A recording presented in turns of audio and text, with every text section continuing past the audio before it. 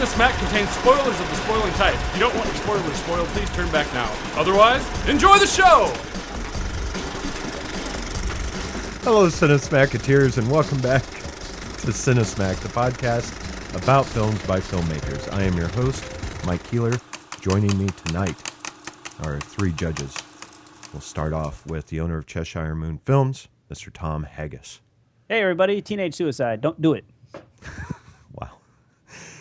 Second, the middle child, owner of One Genome Short Productions, Mr. Gabriel Rowald. I want my $2. Last but certainly not least, owner of Outpost 515 Productions and the head producer of the Des Moines 48-Hour Film Project, Mr. Samuel Pace-Twomey. Good evening, Cinesmackers. All right, guys. Hey, I have to say, I had a lot of fun with these two films. How about you guys? It was nice going back and watching them again. It was. Yeah, it's interesting to revisit that period in time. You know? Yeah, I watched the hell out of these movies on HBO and Cinemax when I was growing up. Same here. It was like a glove. It fit like a glove when he saw it because it's like, oh my god, that so cracks me up. Well, actually, honestly, I'll reveal it after we let the monkey do his business. Let me get the stick out. Ladies and gentlemen, cute bunnies and performing burgers, welcome to the main event. Tonight, we have an all-out 80s free-for-all as a skiing lovable loser takes on a sailing lovable loser. Wait, what? In the first corner, from 1985, directed by Savage Steve Holland, starring John Cusack, David Ogden Stiers, and Kim Darby. Better Off Dead! In the second corner, from 1986, directed by Savage Steve Holland, starring John Cusack, Demi Moore, and Linda Warren. One Crazy Summer! Okay, so what I was going to say was I don't remember seeing Better Off Dead. I remember watching the crap out of One Crazy Summer and always sneaking it in because my mom and dad did not like me to watch it because of some of the vulgarity in it. And they didn't like Bobcat Goldthwait for some reason, which made me like him even more. But I don't remember ever seeing Better Off Dead. Had the three of you ever seen all or both films? All films, both films. Yeah, I was definitely aware of Better Off Dead from cable viewing, and they just went back to back, and all I remembered was those little cartoons. Yeah, from Better Off Dead. So. And they're so intertwined in my childhood that I there are a lot of scenes where I was like, oh, that was actually in the other movie. So, obviously one's winter and one's summer, but it's right. There's a lot of similarities that I'm sure we'll talk about. Yeah. I don't recall if I saw Better Off Dead in the theater, but I do remember specifically seeing One Crazy Summer in the theater, and it was kind of funny because when I was rewatching Better Off Dead with my girlfriend, I kept on blowing all the jokes because I was like, oh yeah, this is coming up next, and they all came back to me as I was watching it, and it was it was kind of fun. It's like I didn't realize how ingrained that movie was from my childhood. Yeah, it's amazing. All right, well, let's go ahead and start it off with round one, which is writing. Wow, writing for these two films, there's lots of similarities because it's the same writer. And to me, though, even though it's the same writer and they both share an element of kind of stickiness in some ways, the kind of comic business and the bits that he's doing, sometimes the story can be secondary to those. And I think in Better Off Dead, the audience wasn't as prepared for those kind of things. So some people may have been kind of jarring to see that. I don't know. Something about One Crazy Summer, to me, that kind of opens it up. It's much like people talk about the first Ghostbusters, everything went to Bill Murray, and then they opened it up for the second one. And I think in some ways, everything went to John Cusack and his character in Better Off Dead.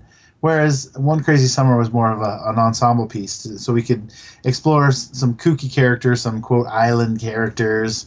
I don't know. To me, that was a lot of fun. I don't know what the jokes. I think in some ways were smarter and snappier and Better Off Dead, and in some ways hold up a little better than some elements of One Crazy Summer. But I'm sure we'll talk about that. What do you guys think? Well, I kind of agree with you, Sam. I was thinking about it while I watched Better Off Dead first, and then watched One Crazy Summer, and I felt the writing. It was more of, I don't know. It was tighter in Better Off Dead, where you're following this kid that's wanting to kill himself because of a breakup, and there was actual character development. Where in One Crazy Summer, it was more of just like a fun romp during the summer. It just followed these characters, and there was no real character development for any of them. Yeah. I agree completely. I do feel like the difference is Better Off Dead is characters, and One Crazy Summer is caricatures. Yeah. If you know what I mean. Yeah. They're not really fleshed out like human beings necessarily. They kind of serve a purpose in the gag, but beyond that, you don't really get a sense of who they are or anything like that. And it did kind of feel strangely, I agree that Better Off Dead seemed a little bit fresher, a little bit tighter, a little bit better character development, a little bit more interesting storyline. And then One Crazy Summer ended up kind of feeling like a little bit of a cheap retread of the same idea to a certain degree. And so I didn't feel like One Crazy Summer was quite as creative as Better Off Dead. Yeah, right. I kind of agree too. I just think that I don't know what it was like to see One Crazy Summer in the theater and walk out and feel like you kind of saw the same movie as Better Off Dead. But on the other hand, I don't know. The teenage suicide thing in Better Off Dead, there's a couple times where I was watching it and I just kind of had this is actually a real problem. and it was hard to laugh at some of the jokes, but I thought that, it was, and I know that they came from a real place, and I remember reading that Steve Savage had actually experienced some of these things when he was suicidal after his girlfriend broke up with him. So I thought that, that the Better Off Dead was a little more edgy, I guess, and I think it gets a little more credit for that nowadays looking back. But I don't know if it's a better film. Yeah, I don't know. It's tough for me because they are very similar. Well, I mean, number one, they have a lot of returning cast, which we'll talk about. Mm-hmm. But it almost felt sequel-ish. I mean, One Crazy Summer has often been referred to as Better Off Dead at the Beach. Mm-hmm. But like I said earlier, it still lacks character development. And Gabe, you hit it right on the head. It's character versus caricatures. Yeah, but if they would have called it Better Off Alive, then it gets away with it because it's like he's not trying to kill himself, and it should be life is a dream. Like that would have been perfect marketing. I agree. I think it would have been a little bit better. So you guys have anything else to say about the writing? No.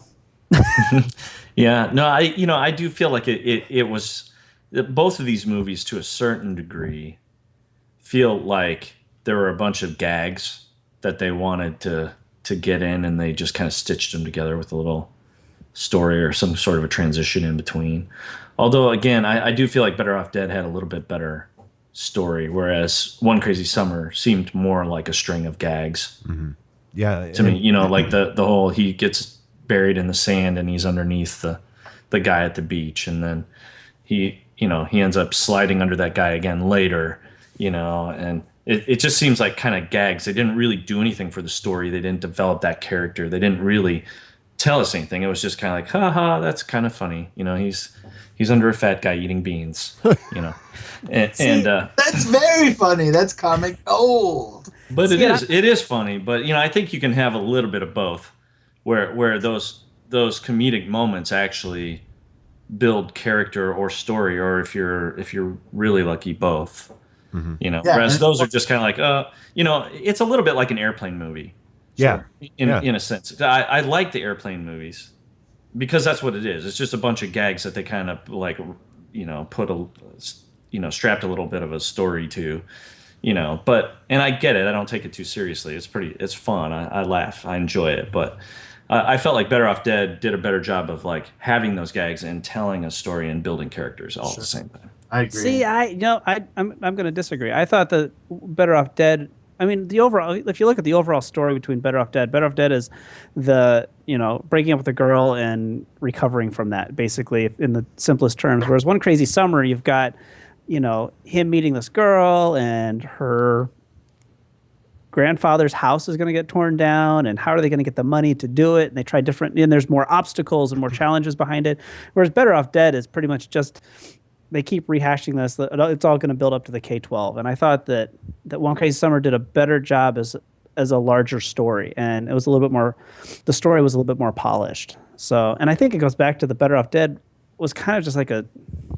I felt like the animation that they used in Better Off Dead. We'll get to this directing, but some of the other pieces I didn't think were stuck in there in a cohesive way as they were on One Crazy Summer. Well, and also, I mean, these two films suffer from, I shouldn't use the word suffer, but I mean, they come from the 80s, which was kind of the time of wacky comedy like this, kind of unbelievable, almost cartoonish-esque comedy. And there's nothing wrong with that because I enjoyed both of these films. But it seemed like when we started getting into the 90s, they started to lose their luster, their shine, because it had been done so much.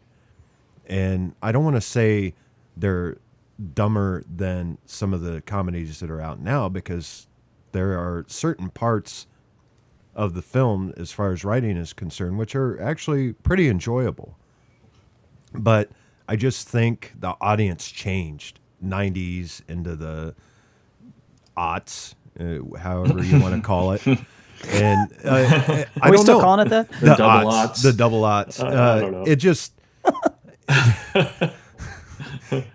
the Kaiser stole our zeros, so we had to call everything aughts. But I'm, you know what I'm saying? Like it's a the baby of its decade. You know, these are two Right. babies of their decade. Is what I'm Right, trying to get across. and maybe we're getting a little bit ahead of ourselves, but it's kind of a fun discussion. You know, I feel that way too. That maybe audiences changed. Yeah. And I've always felt like movies, in one way or another, are a reflection of the time when they're made, and kind of the social kind of feeling at the time. And the 80s, if I recall, I was pretty young. The 80s were relatively carefree, if I remember right. And then the 90s seemed to get a little more, that the 90s people, society as a whole, seemed to kind of grow up and get a little bit more serious. You know why? And you notice that through all kinds of entertainment, movies and music and all that kind of thing. You know why, don't you? 24-hour news networks. That's why. Oh, really? Is there a I theory? don't know. about I that? don't know. I'm just kidding. Yeah. But yeah, No, but obviously the studio saw teenagers as, walking money with lots. absolutely, they still That's do. where a lot of these, I mean, screwball teenage comedies of the 1980s. I mean, John Hughes built his life on it. Yeah. And But I don't know if this is, but John Hughes seemed to do a little bit better. They were written a lot better. I'm not comparing them with quality. I just Right. think that they're, this was his genre as well. Right. Yeah. And these are very much. You can tell very much that the studio heads behind this we're looking for the next John Hughes, Sure. and somebody else to just bring in more money that way. So. Right. Well, and I think there are variations of this genre that still exist today. That there are these types of movies that you can make an argument still are kind of around. You know, Yeah, but there's they the suck. Yeah, Not they do. necessarily. They're never as good as they were when I was a kid. I know, but That was recently. That was like that. I enjoyed that. Which one? Was it movie 43? Oh yeah.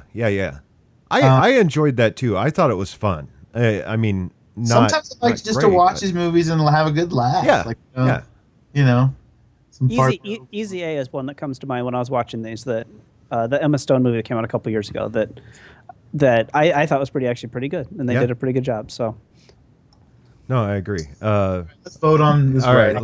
let's take it to a vote. Sam. I'm gonna say Better Off Dead. All right. Gabe. yeah, I'm going Better Off Dead too. Tom. One Crazy Summer. All right. I have to go with Better Off Dead. Sorry, boys. Tiebreaker. Sorry there, Tom. I'll don't crush know. you later. There's not a lot of trivia or little info, little tidbits about the writing for these films. I mean, probably since it was just written by one guy. I mean, the only one here, according to Savage Steve Holland, the film is mostly autobiographical. Holland really was suicidal. This is for Better Off Dead. When his high school girlfriend left him for the captain of the ski team. Also, he really did have a paperboy named Johnny Gasparini who would harass him for $2. According to Holland, when the film came out, the ex-girlfriend contacted him to apologize. That was sweet of her. That's interesting. I still wouldn't take her back, though. No. Right. Yeah, she's like, oh, he's rich now. Yeah. I'm sorry. Yeah. I All think right. it's funny. Like when I see Beth and Better Off Dead, I always link her to Nightmare on Elm Street and see her body being dragged through the halls. it's like, oh, Right. Beth, you're gonna get it. You're going to get it. All right. Let's move on to round 2, which is acting. Well, I'm not sure that for either of these two movies that writing was a real strong point. Although there's some good stuff in them, and I don't think acting is necessarily a really strong point for either of these. But interestingly, as you mentioned before, there is a lot of shared cast between them, which is one thing that I didn't recall until rewatching them now. And actually, I kind of just because of convenience, I watched them kind of in reverse order. I watched One Crazy Summer first, and as I was watching it, I'm like, hey, there's a lot of the same people in this that are in Better Off Dead. And for some reason at the time, I'm not sure it really dawned on me, or I just forgot. And I don't know. I think the performances are suitable for this type of film, but I don't know that anything really stands out necessarily. I don't know. What about you guys? Do you have any standout performances in these? I love Curtis Armstrong. Booger. Better Off Dead, and also in One Crazy Summer. Yeah. Yeah. He was kind of a caricature in both a little bit.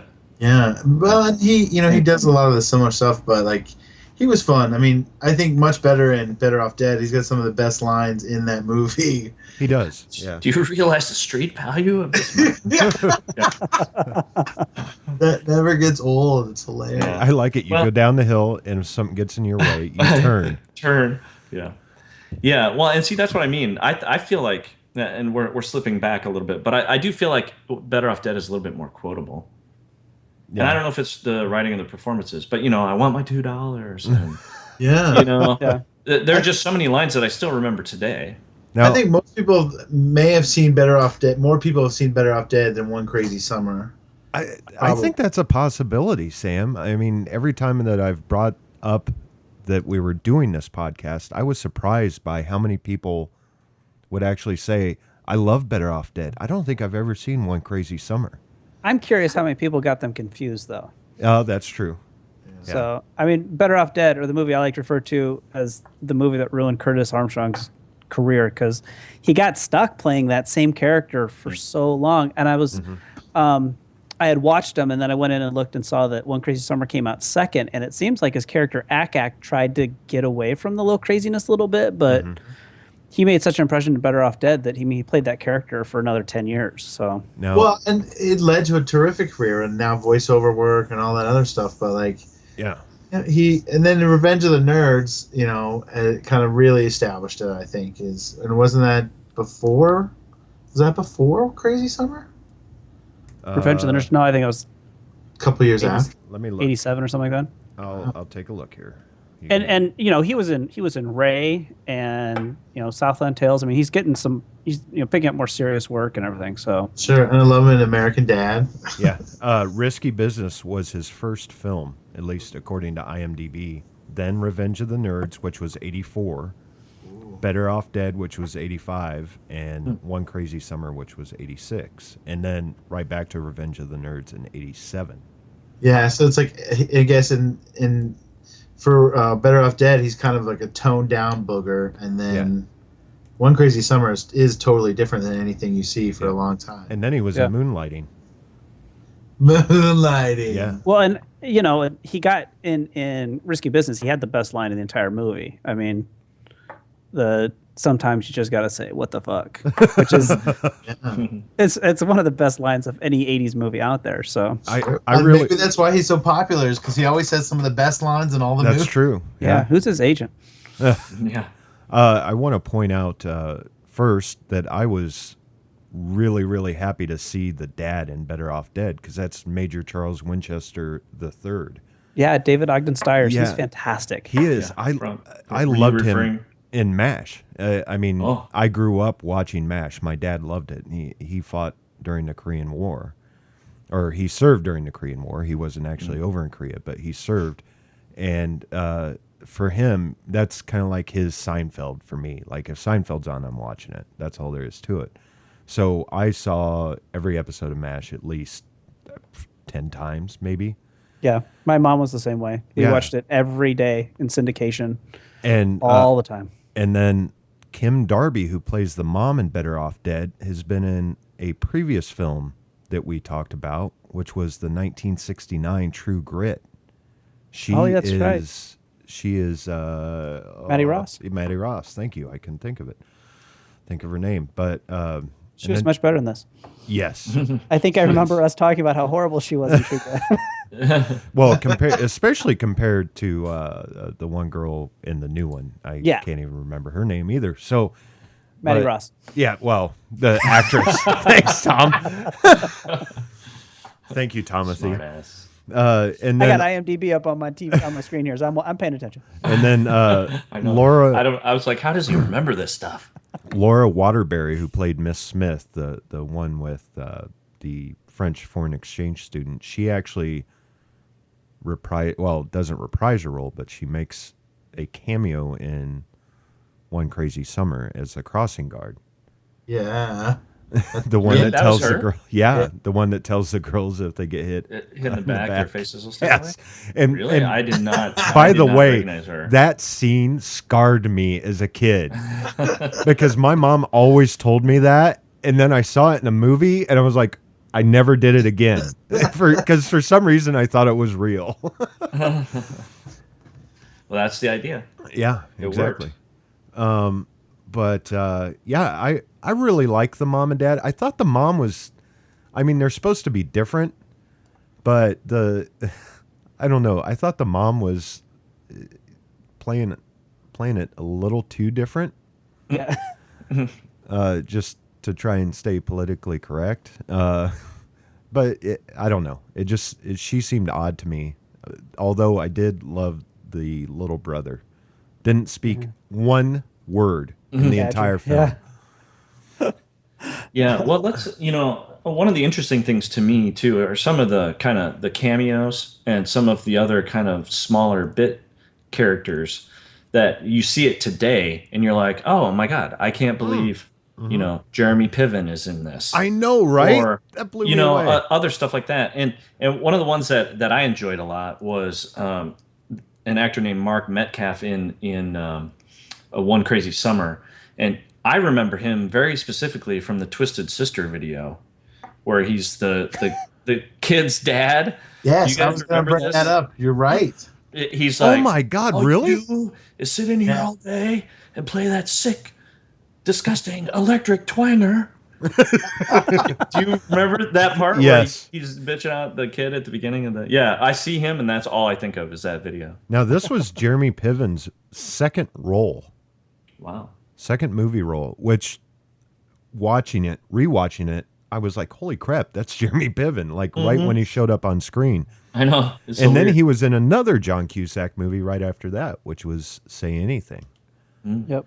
And Grosse Point Blank. And Grosse Point Blank. Yep. Yep. So John they must- Cusack's coattails are very wide. Right. Right. And then, it's interesting to see, little cameos from like Rich Hall. I hadn't thought about him in, I don't know, 20 years or something. I don't know. And Well, you got Rich Little's voice as the radio announcer. yeah. And then you see him at the end. Well, he was the voice announcer on the radio, and then he also did the Howard Cosell parts during the races, like right he before was they the voice. raced. I wondered who actually did that Yeah. voice, because I figured it wasn't actually the actor that was playing that character. Well, and then also the guy who played was Old Man Beckerstead. the old, yeah. Yeah, William Hickey. He was in Yeah, I recognized him too. Christmas Vacation. Oh yeah. Yeah, he was the uncle in Christmas Vacation. And I don't know. I love going back and watching these films and seeing the actors that you recognize now and say, "Oh my God, they were in this. They were in this." They were in that, yeah. Yeah. And you didn't know that, or Not as a kid, yeah. yeah. And you wouldn't remember that. I mean, sure, you remember John Cusack, and that's about it, or Bobcat Goldthwait. But To me, Joel Murray was always kind of like medium. Like, and he was never my favorite Murray. It was just kind of like he's supposed to be funny, but I don't think his character's funny. yeah, that's right, because it's him, Bill, and what's the other Murray brother's name? Brian. What's that? Brian. Brian, yeah. He seems, once again, it's kind of that whole Baldwin thing where you have Alec on top and then whoever you want to put down underneath. He seems to be the third funniest, maybe. He's a I Steven. wonder what their birth order is. Yeah. Yeah. There's another Murray though. What's his name? There's an old movie called Moving Violations about a bunch of kids. Yes. I think I that's remember- Joel. John? John Murray. Yeah. Okay. What Yeah, else he has is he done? hilarious in that. I'm I gonna, remember- I'm gonna buy that right now. I love remember that. movie. that movie. I love that It's movie. hilarious. It's really like a laugh fest. Yeah. Oh, it's $90. Fuck that. What? What? Are you kidding? Came No, out I'm for, not, no, $90 On It's that DVD. hard yet? on DVD. they Wow. never made a press of it. Big. I remember when VHS first came out, and VHS tapes were like ridiculously expensive. Well, Like if you VHS wanted is to buy it on sports. VHS, it was like $100. Yeah. Sure. It's like, no There thanks. was no market at the beginning of it. Yeah. It wasn't Yeah. for a few years. Nobody had the VCRs. Exactly. I remember I pleaded with my mom and dad. I kept saying, please, please buy Transformers, the movie, the animated one. And they're like, no. And my sister ran, do you guys remember Roadshow Video? Yeah. Nope. She used to run one. And every time we went in there, we would rent a VCR and I would rent Transformers, the movie. And eventually she just gave me a copy because it was worn out, probably from my viewings. But, Yeah. You but getting back to it, is there anything else you guys want to add? I don't know. I think the vote on this one's going to come down to not necessarily standout performances, but maybe, like we were talking about, kind of the interesting, early or cameo appearances from a number of different actors. Yeah. I don't know. I did love Bobcat Goldthwait as just all of his stuff. Like I love the whole Godzilla bit. that one Yeah, cracked that was up. kind of, Like no one else could play that in my mind. Like that.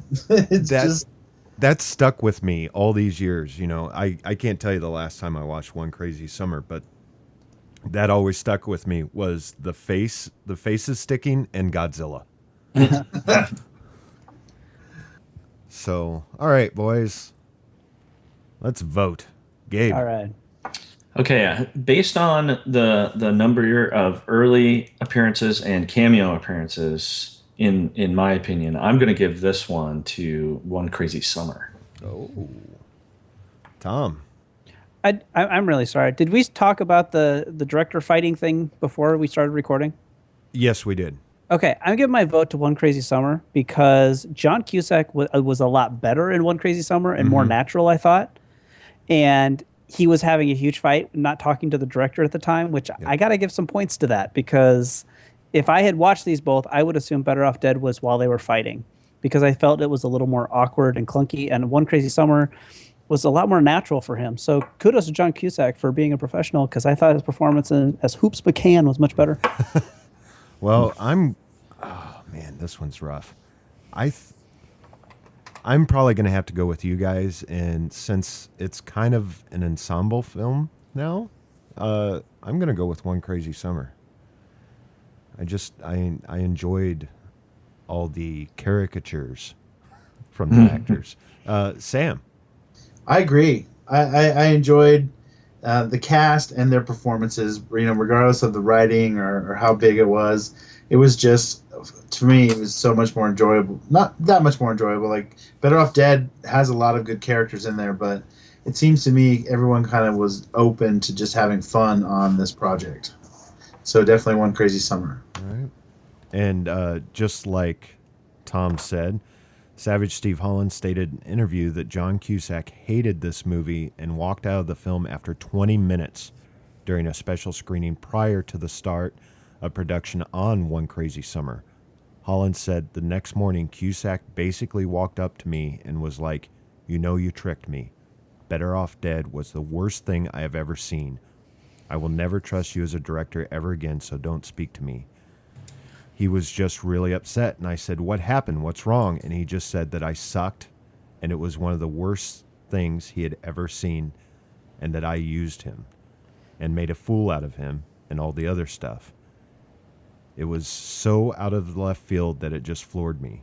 Cusack completed principal photography on One Crazy Summer due to contractual obligations, but it had not been for this, Cusack likely would not have done the second film with Holland. And out of all these movies, I feel like the first 20 minutes of Better Off Dead are the most awkward and kind of clunky. And I sat down to watch it, and I was a little surprised at how just awkward it seemed. And I started was like, is this the right movie? Because it doesn't seem like this would have stood the test of time. But then things kind of get rolling after that. But maybe I had to go to the bathroom. Yeah, well, and I feel like Better Off Dead did wonders for John Cusack's career in the long run. I mean, I don't know that I saw many other movies with him in it before that. And, Sure. and I always liked him after that. So, Yeah. Talk about playing the same character over and over again. Yeah. yeah.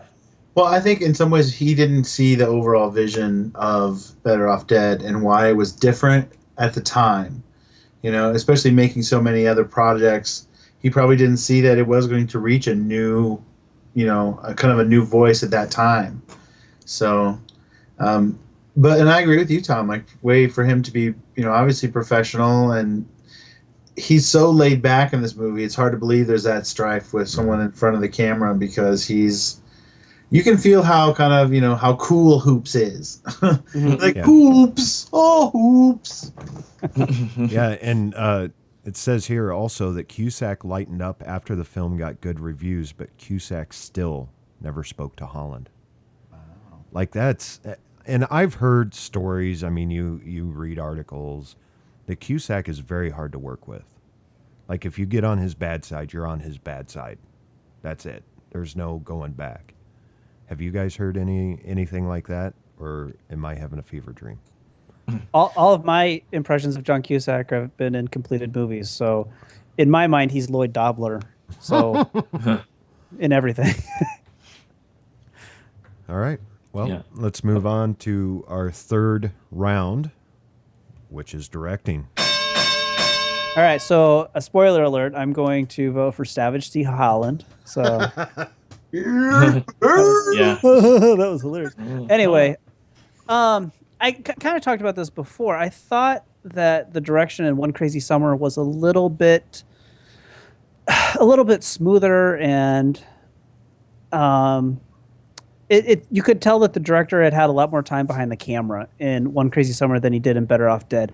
Better Off Dead, there were some spots where it was very kind of, I don't say film schooly, but there was some stuff where he was like, the pacing was off a little bit, and we talked about editing in this one too, and it just scenes would just drag on a little bit. It's like, we don't have to wait for him to actually get in the car before the car pulls away, and stuff like that. So. Mm-hmm. I think One Crazy Summer is a lot trimmer, and the shots are a lot more, shot selection's a lot better. So I'm rambling. Somebody cut me off. Well, I mean, you can definitely tell that Better Off Dead was his first major film. I agree with you on the whole pacing. Some of it just kind of drug on. There were and some of the some. Go ahead. I just felt like there were some edits that could have been made a little sooner, but it just seemed like One Crazy Summer, he had a whole film behind him, and he was able to kind of add that to help push the momentum. He learned about momentum in films. And the animation and claymation in Better Off Dead was really kind of a Malcolm from Jurassic Park situation, where it's like they were so concerned whether or not they didn't stop to think if they should, and it was an awkward. Stop to think if they should. Are we adding Jeff Goldblum, Sam? Because I would love to see him and Jimmy get into a fight. We're working on it. All right. So, I mean, that's my impression. It's like, one is much more of a first film, much more of a second film, in my opinion. So, what do you guys think? Yeah, I felt like the pacing was slow on both of them, actually. And I remember really enjoying these movies when I was a kid. But when I was watching them just, for this show, I kept on thinking, man, this is really kind of slow. Both of them are kind of slow. It's taken a little while to get, to the next scene and to the next, gag and that kind of stuff. And I felt like, yeah, they could have, and the interesting thing is neither of these is really a long movie. I mean, they're both just over an hour and a half. So, that's not really a long movie. But I'm thinking, what if they had trimmed it down a little bit? We'd maybe be just a little over an hour if you cut out all the stuff that you didn't need. So, and I don't know. There's not really much to be said about a lot of the cinematography either. None of it is really outstanding. Although I did really, there were certain times when I was like, wow, they kind of did do some relatively big stuff for each of these movies. I would think that the skiing scenes in Better Off Dead would be fairly difficult. And, they had some crazy bastard who could ski on one ski. And, they filmed all that stuff moving down these hills at, a decent clip. So, there's some challenges there. And I think they did a pretty good job with that. Sure, especially with the clunky-ass cameras they would have. Yeah, I mean, they would have had big film cameras. And, yeah. And then... I thought the sailing scenes in One Crazy Summer, I'm like, well, that takes some effort there to coordinate that and get that all done. And, they had certain scenes where they were flying over the boats and so, there's some stuff that's like, wow, that was pretty well done. You don't really, maybe if you're just an average everyday film goer, you don't think about that kind of stuff. But when you look at it from a filmmaking standpoint, you're like, that took a little bit of effort to get that done, And I don't know, what did you guys think of the animations? I enjoyed them, and I thought, well, even then, again, they didn't really have the technology available that we do now to make those kinds of things so much easier. Yeah. So that was all hand drawn. Animated. There's some effort there. When I first started watching it, I love those animations. The rest of the movie was really good too, but those animations were much like The Simpsons and the Tracy Ullman Show. It's like, yeah. I love those kind of things. It's just so left field and I like that claymation look. I don't know about you guys, and I think directing wise, Tom put a good point that I think Tom said this, that One Crazy Summer was much. Benefited from the experience the director had, both writing and directing. It comes in 4 or so minutes trimmer, but it is a lot trimmer, even though it's a much broader story. And I think he doesn't find his footing right away in Better Off Dead, but because it has so many good lines and everything, it's become this cult classic. I think people regard it a lot more than One Crazy Summer, but I think as a director, he's much better in One Crazy Summer. Yeah, and I mean, it looks. We've all directed films with multiple cast members all in camera at once, all in the same shot. And that can be difficult. And I think it kind of showed that that One Crazy Summer was his second film, because he seemed to be able to handle them all right. And I imagine having all those guys around, a lot of them are damn funny. I imagine it would have been hard to wrangle them, but also would have been a blast to do, to just be on set with them. Do you think it would have been difficult? Well, I don't know. I mean, if we're talking about One Crazy Summer, obviously it would have been difficult from the standpoint of his relationship with John Cusack. Yeah. But I don't, it's hard to know what these actors' personalities are going to be, and whether or not he would have any difficulty with any of the others, Right. and who would they sympathize with in that situation? Right. Being actors, would they sympathize with John Cusack, or would they be like, oh, he's out of line, and sympathize with, the director? I don't know. Right. Yeah. Would they respect the hierarchy in the film, industry as the director? He's the head honcho right there. We need to respect that. Yeah, that would have been difficult, especially since the director wouldn't be able to get any feedback from Cusack, which I imagine Cusack had someone that he would talk to, and then that person would go talk to Holland.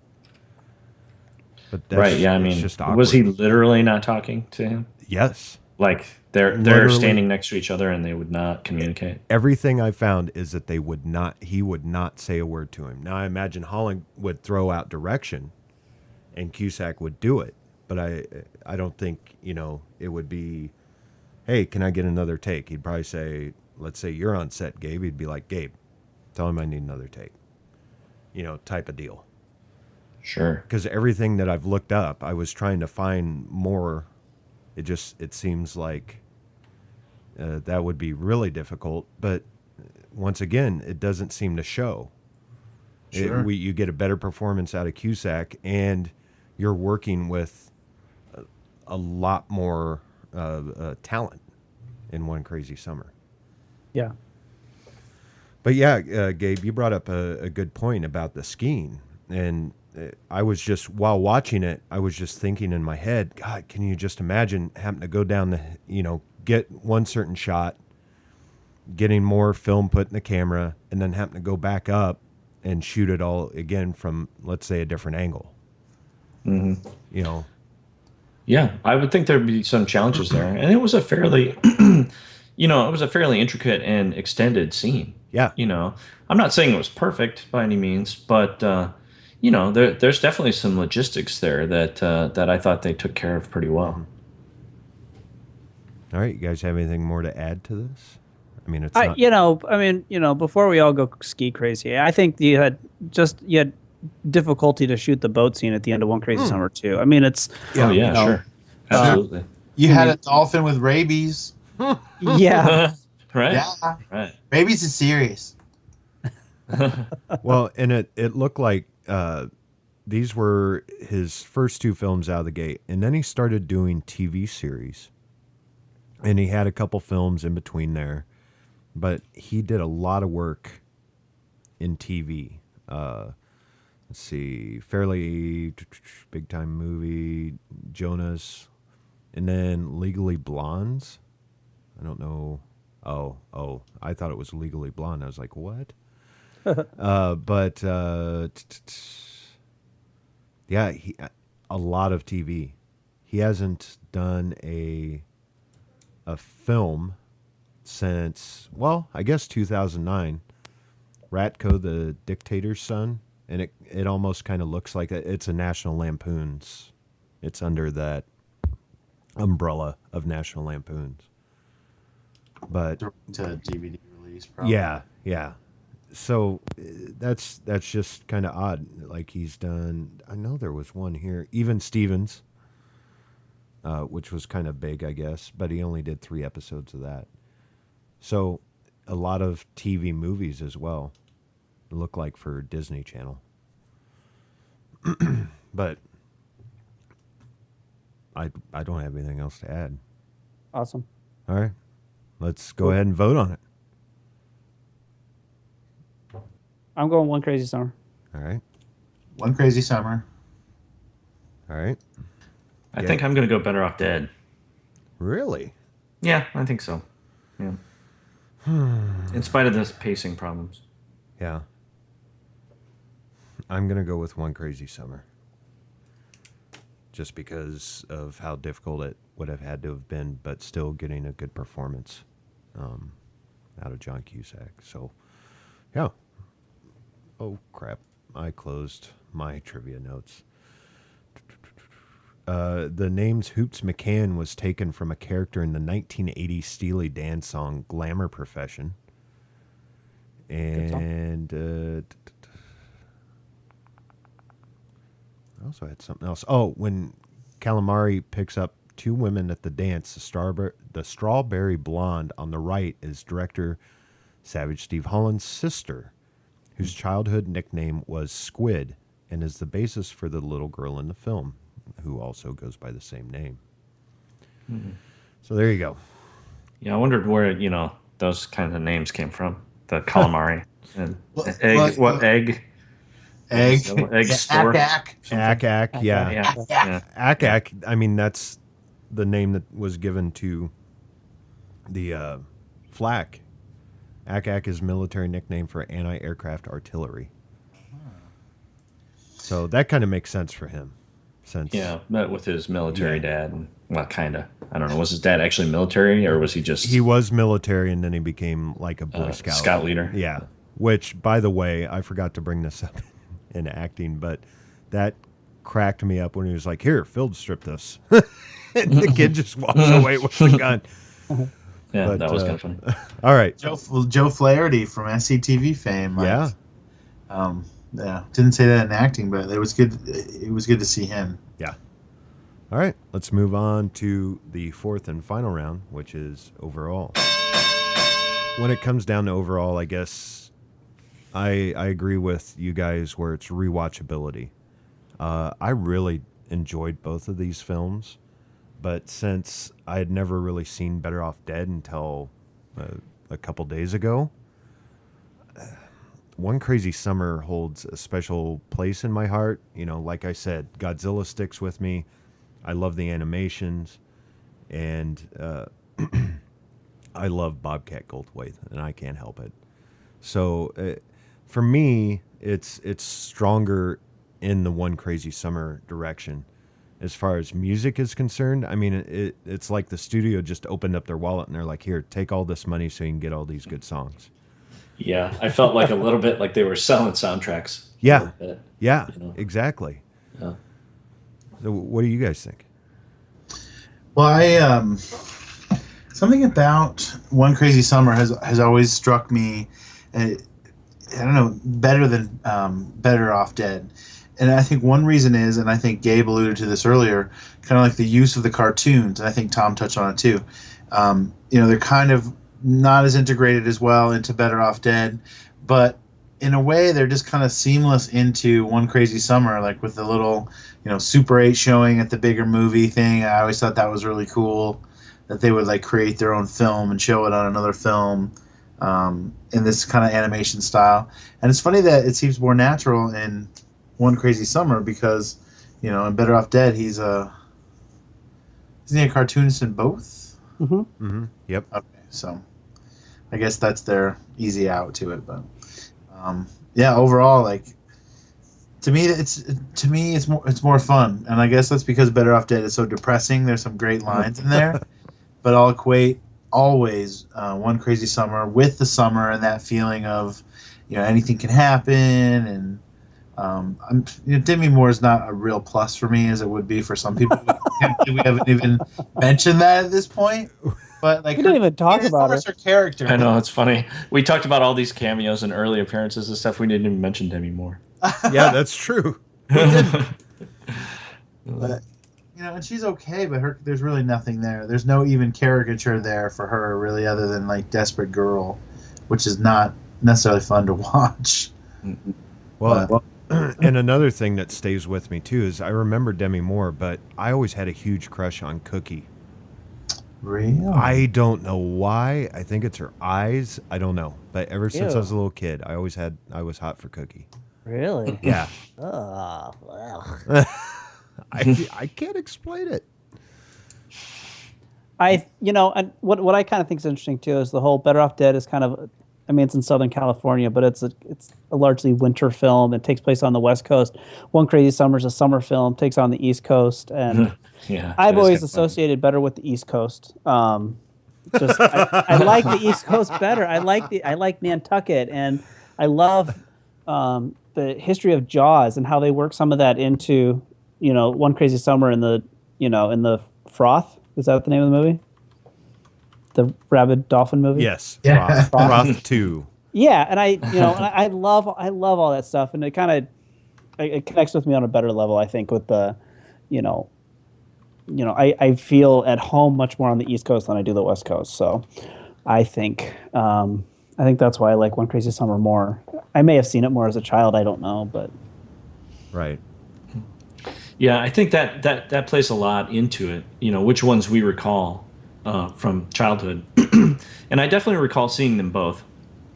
But for some reason, I remember more from Better Off Dead. I remember more of the scenes. I remember more of the lines, and still kind of reference them from time to time.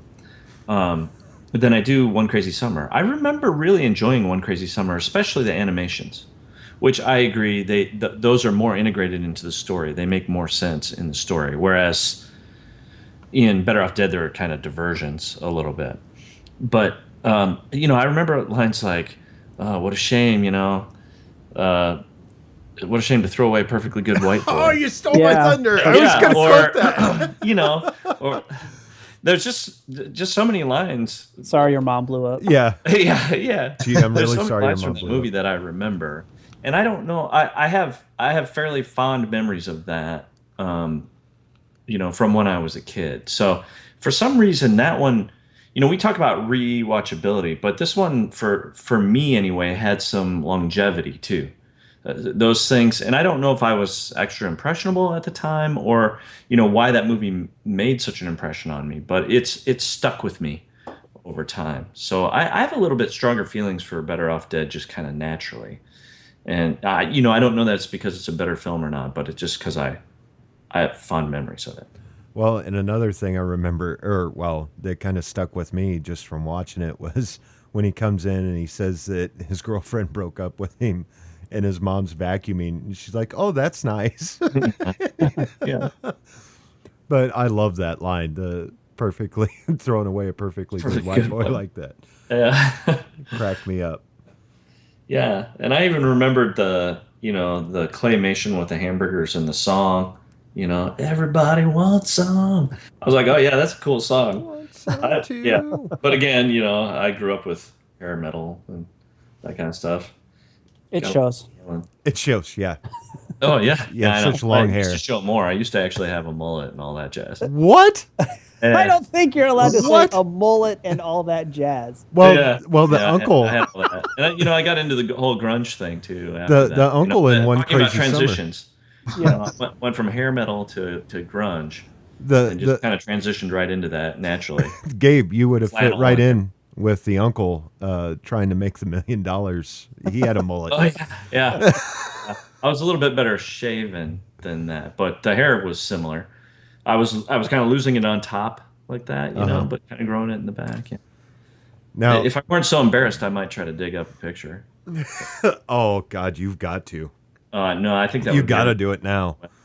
Yeah, I would never live it down. I remember the first time I ever heard mullet and heard it as something bad was being young and loving action films.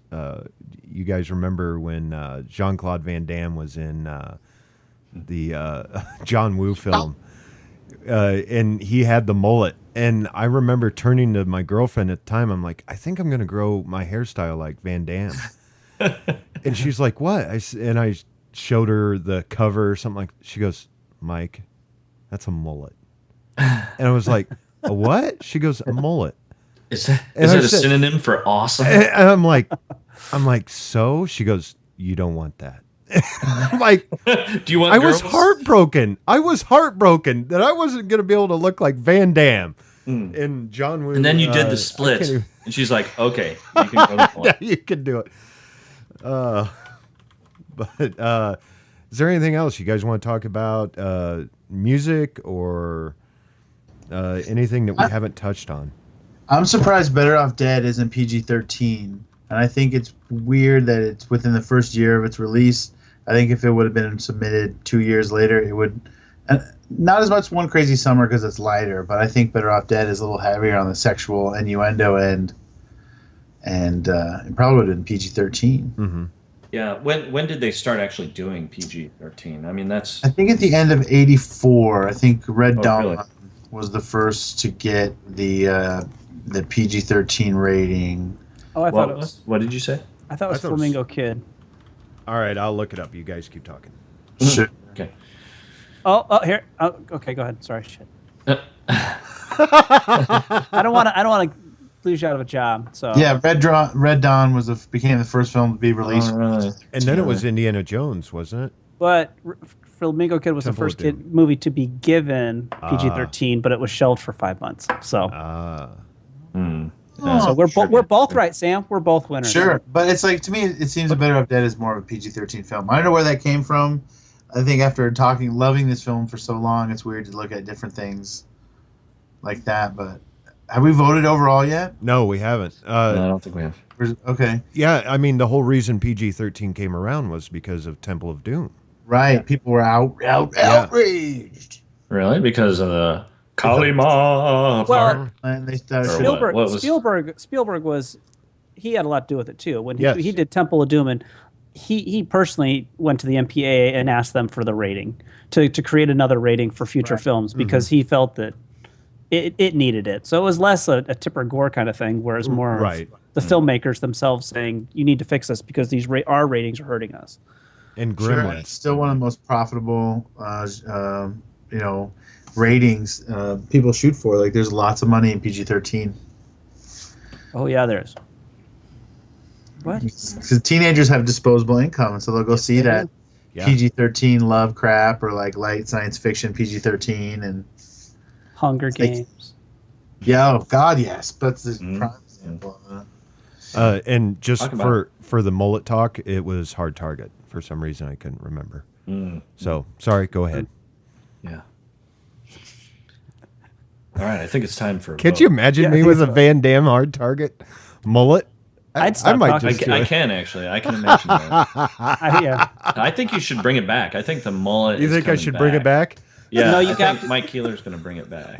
You have to wait for the faux hawk to go away first. So the faux hawk is taking place of the mullet right now. Right. So maybe you can like cross the two somehow. Oh my God! A faux change the world. This is what it was like when peanut butter and jelly first met. Oh my God! Full mullet. Full mullet. And then I think after you bring back the mullet, Mike, then I think Tom has to bring back the rat tail. Bring back? What are you talking about? Never lost. No, it's already. Maybe you'll have to wait, Mike. No, never mind. You'll have to wait for the rat tail to have its day, and then we can. Let me get my scissors. This took me 12 years. Yeah, to grow those 3 hairs or whatever it takes to do a rat tail. Well, I mean, I could have the mullet, and then when I get older, then it would just turn into a skullet, because then I wouldn't have any hair on top. Just comb over type. Right. Thing. Yeah. Or maybe you should save that. Cut off the mullet at some point, and then save it for later. And then you can have it like implanted. Like, take it in the hair club for a minute. Here's my mullet. Use it. Yeah. All right. The first 5 minutes of American Hustle. I haven't seen it. Yeah, exactly. That's the first 5 minutes. Really? Doing his hair. Yeah. Awesome. Yeah. One thing I wanted to point out was they showed, Woods Hole. And that was huge for me as a kid because right around the time was when they found the Titanic, and Robert Ballard was the head of the Woods Hole Oceanographic Institute. They found the Titanic? Yeah, they found the Titanic, Sam. Oh, damn it. Well, you But get they away can't from find that Facebook airplane. today and look what happened. Oh, Gabe, too tsunami. Too soon? Too soon. Too tsunami. What did he say? I didn't hear him. Tsunami. He said, too bad they can't find that plane. Oh, man. Wow. We'd like to take this opportunity to remind you that the views and opinions expressed on this podcast Are not those of Southsider Studios no, or its owners. we are Maybe landed unaffiliated on the with Gabe Titanic. Rowald. He had a But at least mullet. now maybe we'll have more people listening next time. Right. We'll have a huge know. fans club. You know, if you know, if you're not making any enemies, you're not doing something right. Hey, there you go. Yeah. There you go. That's a good point. All right. Afraid to say anything. Let's move it. Let's move it to the votes. I guess I'll go first. I'm with One Crazy Summer. Anyone else? We're weighing our votes very heavily. All I'm right. going go Crazy ahead. Summer across the ballot on this one. All right. Sam. I'm gonna go Better Off Dead for All right. yeah Sam. nostalgia. I'm gonna go One Crazy Summer for its spirit, just the fun of watching it. All right. Yeah, it was difficult to choose because I liked both films, but for me it just came down to the nostalgia factor, unfortunately. And once again, I'm not saying Better Off Dead's a bad film. I'll probably watch it again. But if One Crazy Summer is on, I'll try and make time for it. But while I try to calculate these large numbers up in front of me, let's move on to our recommendations. And we'll start with Sam. I am going to recommend. It's funny. We were talking about Red Dawn briefly the other day, and I don't think my husband has seen that film yet. We have a big list of movies that we like to watch together or haven't seen, and I think a lot of people haven't also seen the original Red Dawn.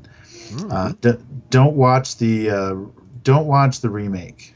Like, that's my advice, people, is don't watch the remakes of these films if you haven't seen the original. It's kind of an anti-recommendation. It is, Yeah. but it's like it's helpful though. Like, we recently watched, my husband had never seen RoboCop, and then we saw the new one first and then the original. And again, it was like, why waste your time with these crappy remakes or Total Recall or whatever? It's like, Yeah. watch the original film. Rewatch it at least first before you watch the new piece of crap, because then it's probably gonna suck. I'm just saying. So that's my rant. All right. Tom. I have 3 books I'd like to recommend. Oh, God. Just kidding. I have So- an art installation I want to talk about too. So. I didn't actually recommend them. Gosh darn it. All right. So one of my favorite movies from the 80s actually has Shannon Doherty in it. And I would like to recommend the suicide black comedy Heathers. It actually stood the test of time pretty well. I've watched it recently. I believe it's still on Netflix.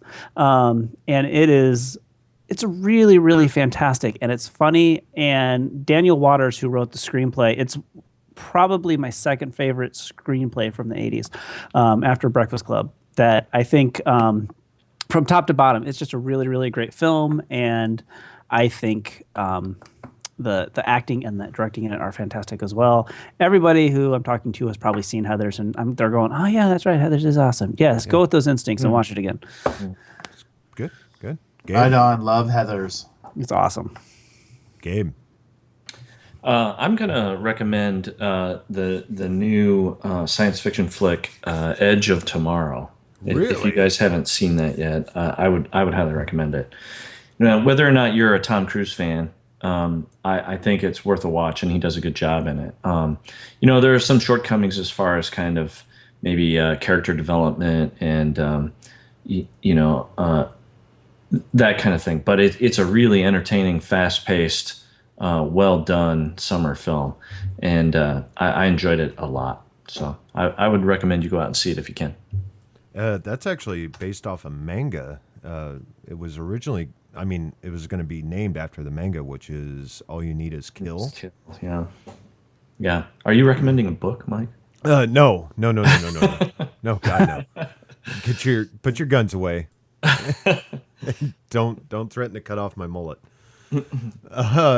Sam, real quick, there was an Australian film. It's called Tomorrow When the War Began, and it's kind of the Australian version of Red Dawn. Really? And I actually caught it on Netflix. I mean, once you said Red Dawn, it kind of hit me. I enjoyed it. It's not necessarily a remake of Red Dawn, but it's just kind of a different version. And I want to ask, did you see the new one? No, it looks so. I can't bring myself to do it. I've been burned so many times before. Yeah. And I've seen clips of it, and it's just like I again watched the hell out of it on Cinemax and HBO growing up. So it's kind of like, don't mess with those movies for me. Yeah, and I haven't watched it either. Tom or Gabe, did you see the new one? No, I have pretty much the same sentiment as Sam. Yeah. That, it's like the original one is in, kind of a personal like classic. It's a movie that I really like, and it's kind of like trying to remake things like, Psycho or something else. Wait, they already did that. I know they did, and I don't even know why they bothered. It was supposed to be a shot-for-shot remake, and I'm like, what is this, like a film school exercise? Why bother? It's what like, are you what's doing? the point? Yeah. And it's the same with a lot of the movies that Sam mentioned. Don't mess with Red Dawn and RoboCop and all those kinds of cult classic films. It's gonna fail. Now, just real quick, I really did enjoy the new RoboCop. You're not helping, Mike. Well, I'm sorry. As a child, my brother knew I loved Transformers, which we talked about earlier. And he was like, a robot movie, I'm going to take him to see it. He didn't look to see if it was rated R. I watched that film and I was terrified. Yeah. Like, traumatized. it scarred me. And to be honest, it still makes me uncomfortable to this day. Just, it was very hyper violent. And I didn't know if it needed it in that, where the new one was a little bit better for me. And I'm not saying it's a better film. I'm just saying it was better for me. But yeah, I agree, Sam. They shouldn't be remaking this stuff. Should not at all. Well, it's just funny because everyone says, everyone's like, oh, Hollywood's dying. And the funny thing is, it's because the consumers that are paying money are paying for really crappy movies. I know you like, say, Michael Bay and Transformers, and we've had the discussion about the Dinobots and all that. But if that's the movies that are making the money, then that's what the studios are going to continue to make. Right. And like, I'm far from a cinema snob, but it really cuts the pie quite a bit if all of the movies that are getting most of the money are really kind of just,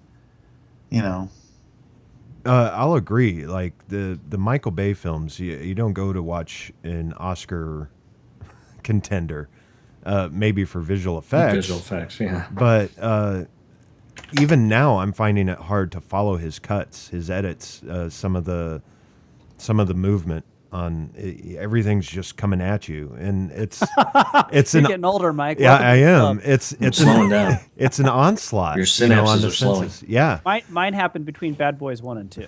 But I I still enjoyed the latest film, and I will say I was there for a sneak peek for it, so I went to watch it, and I enjoyed it. I had fun, but I agree with you. They're smarter films, something with a little bit of heart, at least. Character development for Michael Bay is the biggest problem, and maybe slowing down on the cuts. But yeah, Sam, since we went on that tangent, try out Tomorrow When the War Began. Give it a shot. Tomorrow When the It says War on Began. streaming, huh? Yeah. Is At that- least is it that your was a recommendation, couple years Mike? ago. No. Actually, Oh. we'll get to my recommendation. Okay, I was just wondering. I got a couple more too. That's what we're doing today. Yeah, No, and a book and a this one soundtrack. And What? Shut up. Oh my god. You recommend one book. You ask people to crack open one damn book and never let you live it down. Damn. You better watch out. Gabe is all metal. And Who he can will- read? I can't read. If you hear I'd rather Glenn, just watch it. if you hear Glenn Danzig getting louder and louder singing "Mother," you know Gabe's coming.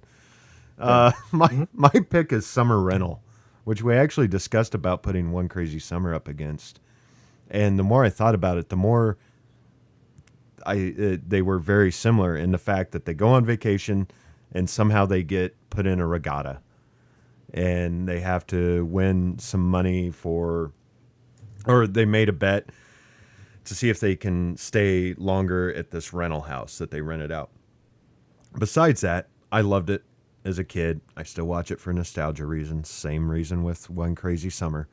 It has John Candy in it, which I think he's great. Rip Torn, and one of my favorite characters from a show growing up, which was Night Court. I love Night Court, and it's John Larroquette. So that's my pick, is Summer Rental. If you want to try something, watch One Crazy Summer, then watch Summer Rental, and it's kind of amazing. And they came out like a year apart, if I remember right. So, sorry, that was a really long recommendation because I took us off on the tangent. Let's find out who won. Won. Ladies and gentlemen, may I have your attention, please? Your winner by decision is One Crazy Summer! Good. Right. Yeah, that was a great discussion, guys. Let's move on to where people can find you, stalk you, maybe come over with their mullets and listen to some heavy metal music with Gabe. Right. Let's start off Metallica. with let's start off with Gabe. All right. Yeah. Well, you know, when I'm not, Thanks, headbanging, Gabe. yeah, Sam? you can find. Yeah, oh yeah. Go ahead. What's going on? I know where we can find Tom, the library, but As I told you last month, sir, you can find me at the adult bookstore. I purchased my I reading thought I saw material. you there. Yes. It makes the returns much less awkward. Ah. I I don't think, wanna say that. I think maybe we need to do that for one of the Cinesmacks, right? Like, What? I mean, adult films. Adult They're films? right? Actually, Yeah. it's on our list. Is Debbie Does Valis versus Deep Throat? For some reason, that's on our The list. Are those streaming? That Yes. would be fun. We Yeah, I have to have think like the bow chicka bow Yeah. music on the whole time. Yeah. I think Yeah. that would be fun. We may have to do that. But sorry, Gabe. Go ahead. Oh, no, it's okay. You can find me on Facebook. And then you can also check out onegenomeshort.com. Hopefully there will be something there very, very soon. We're gearing up for the 48, and we're hoping to have a little bit of content out there. All right. Let's move on to Tom. Right now, you can find me in my office. In about an hour, you'll find me in my bedroom. That's going to be really creepy. I'm leaving now. I should say you could find me, but I'm going to lock the doors, so Oh. suck it up. Facebook and Vimeo. We're still on Vimeo. So, and WeddingDayRewind.com has all of our latest films. That's where we be. All right. Thanks, Tom. Sam. You can find me on Facebook, and you can email me at Des Moines at 48hourfilm.com. All right. And Sam, do you want to talk a little bit since this is the month of the 48? How many teams are registered right now? We got 42 teams registered currently. Wow. So registration's open through next week, and I'm sure it'll be closed by the time people are listening to this, but we're looking for another good year. And to me, it's really just not necessarily about exactly how many participate, but I think all the teams that are in it this year are ready to, go for the gold, and we're excited that it's 10 seasons. I was talking to my husband today. I'm transitioning from the recruitment phase of the event to the actual implementation of it, and it's an exciting time when people's creative juices start flowing. And this round of screenings, I think this year is going to be very Very good. People have kind of caught up with the technology and their gear, so I think you'll see a lot more HD entries, and the quality overall will probably be very high with lots of talented folks. So 48hourfilm.com/Des Moines has all the information of what's going on in the season if you're listening to this into August. And we'll have both initial screenings and the Best of City at the Fleur Cinema.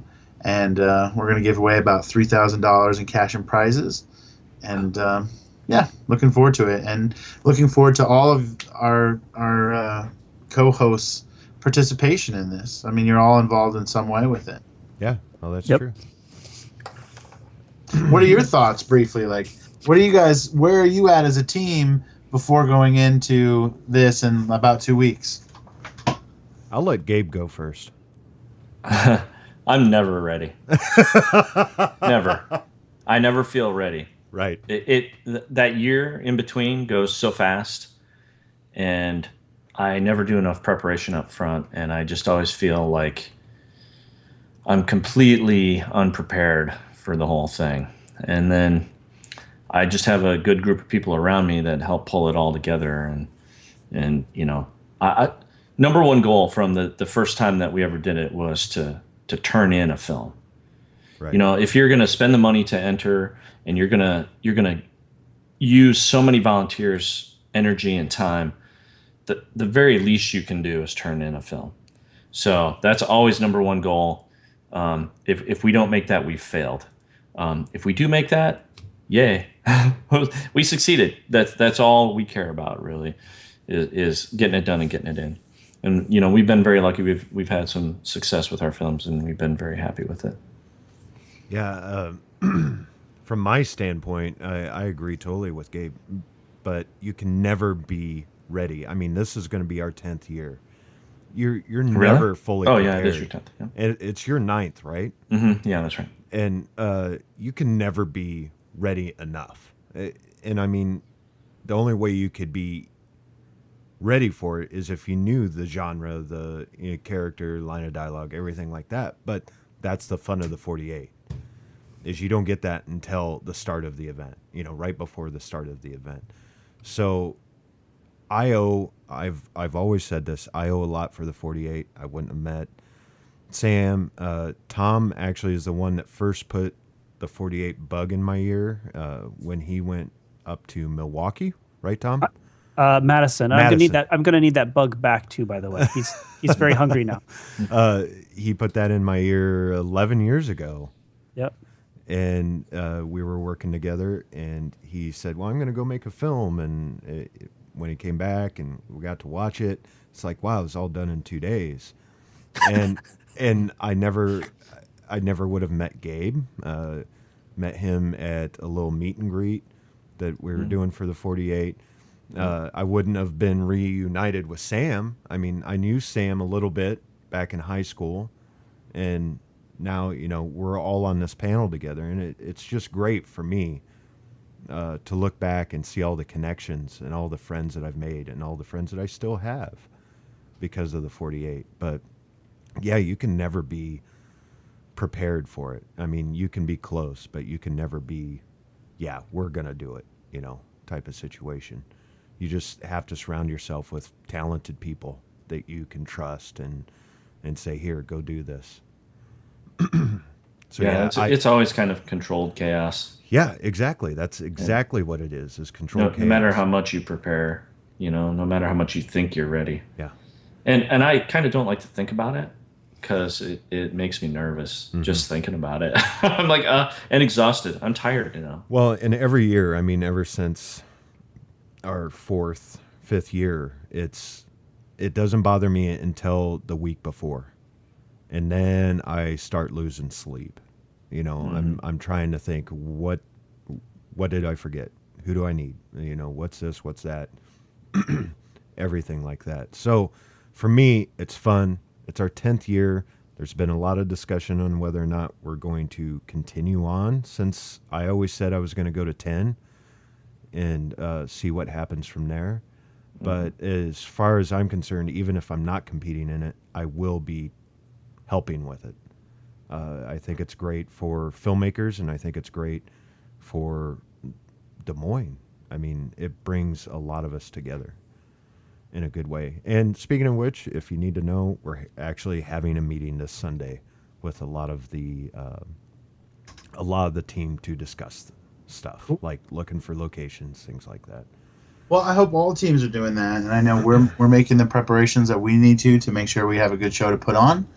And the filmmakers, I know they're going to step up when they need to, and I hope they all finish this year. I'm looking forward to seeing 40 plus brand new films in less than a month. Yeah, and Sam, real quick, what's the record for first amount of teams signed up and then amount of teams completed? That would be an interesting one. That would probably be, we had 52 teams sign up, 49 participated, and we screened like 47 films. So like, I'd say, we've always been under the national average of people that don't finish. Right. But yeah, 52 would be the most registered, but the most that actually kicked off would be 49. What year was that? Okay. That would be the last 2 years have been our biggest years. Wow. They've been kind of mirrors of each other, 51 and 52, and then 49 actually showed up and participated.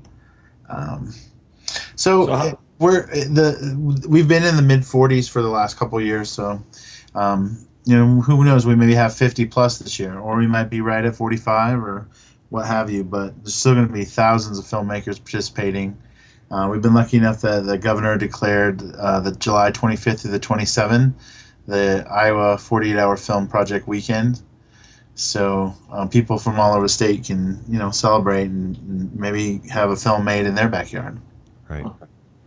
I've always been curious, and I don't want to go on too long, but I have been kind of curious about, what happens to a team that signs up, pays their entry fee, and then doesn't even like kick off. What happens to those teams? Do you have any idea? What kinds of things create that situation? Do they go, oh crap, I forgot that was last weekend, or it's like usually it's some kind of a gig. Let's say you have a more professional team, and then they pay for it a month out, and then they get a big gig, and they can't do it. That would happen one year. One team last year, they had done it the year before. They had paid, and then they just decided not to show up to kickoff. When we called them, they're like, "No, we're not doing it." Huh. And sometimes there's one team I know that was intimidated one year where they had registered and they were getting nervous, and they just, ended up not showing up. And when we call, we always call them at kickoff to see if they're coming. Most years, everybody that registers is there. But if not, less competition for you, right? True. But I was always kind of curious as to, what led to that situation. I can see starting and not turning in a film, but not even kicking off is a little bit strange to me. And like I said, our goal is always to turn something in, but I can always see situations, circumstances where something happened and you might not be able to turn it in. Sure. I can definitely see that. We've had all kinds of weird stuff, Sure. and there's all kinds of technical problems, just a myriad of technical problems that can happen. And then things like freak storms at the last minute. Yeah, and we've lost stuff like power that. because of storms. Yeah. So I can definitely see it happening. But yeah, not kicking off, it always seemed a little bit strange to me. Well, and last year, just getting to the whole almost not making it, I think we had less than 10 seconds when we turned ours in. Oh, jeez. And that has been the closest we've ever been to not turning something in. And it was all because of a jump drive. All because of one slow jump drive. And we almost didn't make it in. And at that moment, we showed up 10 minutes before, and we're sitting there waiting for it to render, and it was already rendered. We were waiting for it to move over to the jump drive. And that was the worst decision I was about ready to make, was either show the film not where we wanted it, but just to get it in on time. It's like, what do you do? Did you have another copy already? Yes, we had a copy that we had saved, And I was like, okay, this will be the backup. Do we show it? Or do we just really cut it close and show a film that was the finished product? You know? Right. Or do we turn in the laptop? Yeah. No, not accept laptops. As a media. Believe me, people have tried it in other cities. Oh, we can't. Yeah, I'm sorry. Be like, here, take my laptop, and take my hard drive. The first city producer has to be like, no, I can't. Oh, it can be testy. Like usually we get everybody through, but there's that tension sometimes as you get close to that deadline, and we're rooting for you too. But it's like, all right, you've only got a short amount of time left. Yeah. Yep. Come on, John Hanson, stop fiddling with. Stop tweaking the visual effects. So yeah, it is what it is. But yeah, you can never be ready, and you're always going to get nervous. Yeah. Yeah. All right. I'm crapping my pants right now. Well, don't you always do that? Oh yeah, I forgot. Yeah. Incontinence. Incontinence. Let's all laugh about it. All right. Well, you can follow me on Facebook, Twitter. Just search Mike Keeler. You can go to the studio webpage, which is southsiderstudios.com. It'll link you to our YouTube page, and you can watch some of our 48-hour films. Actually, all of our 48-hour films are available on there, along with a lot of other things. And yeah, so that's for me. I might as well open up my notes here. And, of course, we would appreciate it if you could leave us a review on iTunes or whatever podcasting service you use. You can contact us at cinesmack@gmail.com. Follow us on Twitter and Facebook. Just search Cinesmack. For August, we dive into the Marvel Universe, finally, as Guardians of the Galaxy takes on the Avengers. This is going to be great. I hope it's going to be great. We were actually talking about it before we started recording, how much myself and Tom were looking forward to Guardians of the Galaxy. So for Gabe, Tom, Sam, and myself, thanks for listening, and go catch a flick.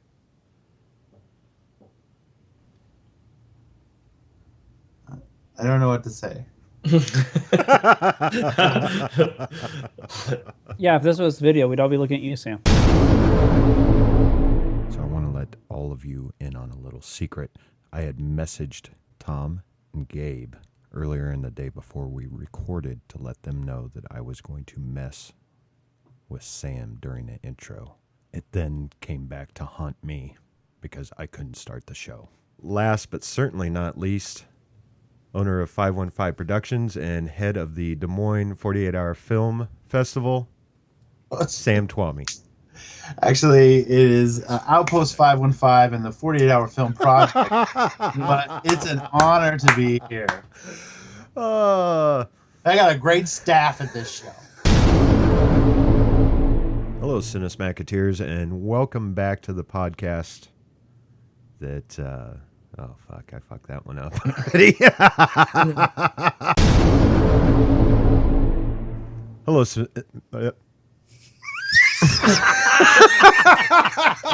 What happened? Oh my God! I need more scotch. He blew a vocal cord. He blew a vocal cord. Holy shit! That's the worst open ever. Oh yeah, I want my $2, bitch.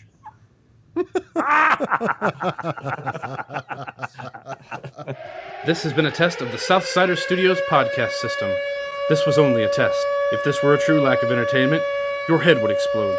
Go to iTunes and subscribe to our feed. Just search Southsider Studios.